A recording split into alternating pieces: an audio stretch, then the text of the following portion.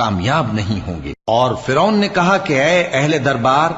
میں اپنے سوا کسی کو تمہارا خدا نہیں جانتا، سو اے حامان میرے لیے گارے کو آگ لگا کر اینٹیں پکا دو، پھر ایک اونچا محل بنا دو تاکہ میں موسیٰ کے خدا کی طرف چڑھ کر اسے جھانک لوں،